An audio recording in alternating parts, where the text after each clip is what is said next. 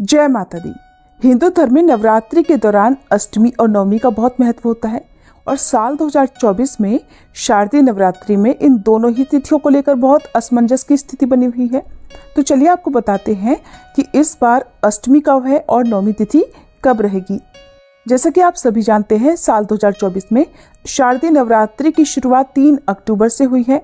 ऐसे में बहुत सारे लोग अष्टमी तिथि के दिन कन्या पूजन करके व्रत का पारणा करते हैं और कन्या पूजन करने से पहले हवन करते हैं, जिसे पूर्णाहुति हवन कहते हैं। और कुछ लोग नवमी तिथि के दिन हवन करने के बाद कन्या पूजन करके व्रत का पारणा करते हैं। अब ऐसे में इस बार क्योंकि अष्टमी तिथि 10 अक्टूबर गुरुवार को दोपहर के बाद से यानी दोपहर 12:33 से शुरू हो रही है और 11 अक्टूबर शुक्रवार को दोपहर 12:07 पर समाप्त होगी और इसके बाद से नवमी तिथि शुरू हो जाएगी। अगर नवरात्रि में माँ दुर्गा की पूजा के क्रम को देखें तो 10 अक्टूबर गुरुवार को ही अष्टमी तिथि पड़ रही है। भले ही सूर्योदय के समय अष्टमी तिथि विद्यमान न हो, लेकिन जो भक्त पूरे उपवास रखते हो या जिनके यहाँ पर भी अष्टमी तिथि के दिन कन्या पूजन होता हो, वो 10 अक्टूबर गुरुवार के दिन अष्टमी की पूजा कर सकते हैं, महाअष्टमी मना सकते हैं।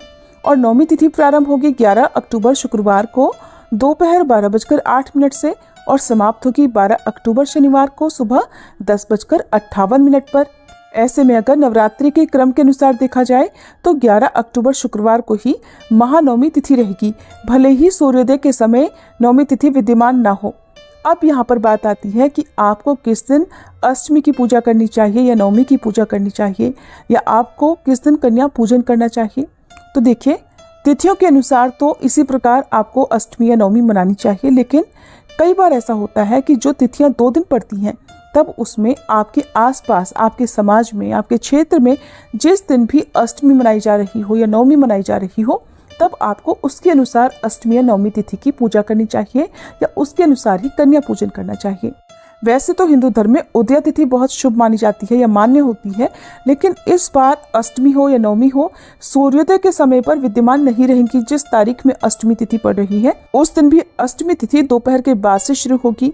लेकिन अगर बात करें नवरात्रि में नवदुर्गाओं की पूजा के क्रम का, तो यदि आप इस प्रकार से उदया तिथि के अनुसार चलेंगे तो आपको बीच में एक दिन नवरात्रि की पूजा का छोड़ना पड़ेगा, जो कि सही नहीं होगा। इसलिए आपको यदि हो सके तो हमारे द्वारा बताई गई जानकारी के अनुसार ही अष्टमी या नवमी तिथि की पूजा करनी चाहिए। जैसा कि मैंने आपको बताया, 10 अक्टूबर गुरुवार को अष्टमी की पूजा और 11 अक्टूबर शुक्रवार को नवमी की पूजा करके 12 अक्टूबर शनिवार को कलश विसर्जन या दुर्गा विसर्जन करना चाहिए।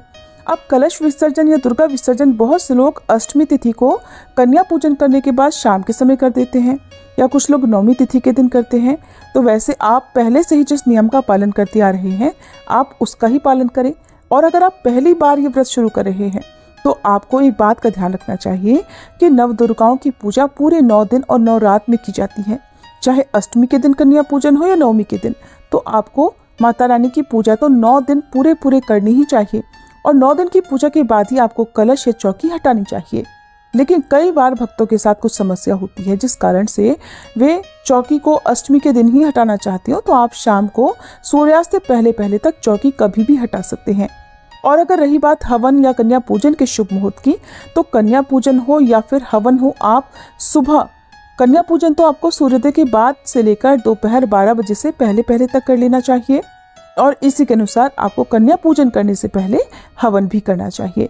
नवदुर्गाओं की पूजा करने के बाद सभी नवदुर्गाओं का ध्यान करके अंतिम दिन पूर्णाहुति दी जाती है, जिसमें सभी नवदुर्गाओं के बीज मंत्र का जाप करके खीर से या हवन सामग्री से अग्नि में आहुति दी जाती है। और माँ दुर्गा से प्रार्थना की जाती है कि इन 9 दिनों में यदि हमसे कोई भूल चूक हुई हो, यदि हमसे उपवास करने में कोई कमी रह गई हो या पूजा पाठ में हमारी श्रद्धा में कोई कमी रह गई हो, तो माता रानी हमारी पूजा को, हमारे उपवास को उस कमी सहित स्वीकार करें और हम सभी पर अपना आशीर्वाद बनाए रखें। पंचांग के अनुसार कलश विसर्जन या दुर्गा विसर्जन 12 अक्टूबर शनिवार को सुबह 10:59 से शाम 5 बजे के बीच में किया जाएगा। अधिकतर लोगों का प्रश्न ये भी रहता है कि जिस दिन हम व्रत का पारण करेंगे उस दिन क्या हम 2 बार भोजन कर सकते हैं। तो जी बिल्कुल, आप सुबह और शाम 2 समय भोजन कर सकते हैं, लेकिन आप जो भी भोजन करें वो घर का ही भोजन हो, बाहर भोजन आपको नहीं करना चाहिए। और भोजन एकदम सात्विक होना चाहिए, बिना लहसुन प्याज का। और इस दिन भूले से भी मांसाहार का सेवन आपको नहीं करना चाहिए, नहीं तो आपकी 9 दिनों की पूजा या 9 दिनों के व्रत खंडित हो सकते हैं। कई बार ऐसा होता है कि कन्या पूजन के दिन या हवन के दिन, कलश विसर्जन के दिन माताओं बहनों को पीरियड्स हो जाते हैं। ऐसी अवस्था में यदि आपने पूरे उपवास रखे हैं और अब आप अगर कलश विसर्जन या चौकी विसर्जन नहीं कर पाती हैं, तो आप अपने घर के किसी सदस्य से कलश विसर्जन, चौकी विसर्जन या फिर हवन, कन्या पूजन आदि करवा सकते हैं। और अगर घर पर भी कोई ना हो तो आने वाली शरद पूर्णिमा के दिन भी आप कलश विसर्जन या चौकी या फिर कन्या पूजन आप कर सकते हैं। तो ये थी आज की वीडियो। उम्मीद है आपके प्रश्नों का उत्तर आपको इस वीडियो में मिल गया होगा।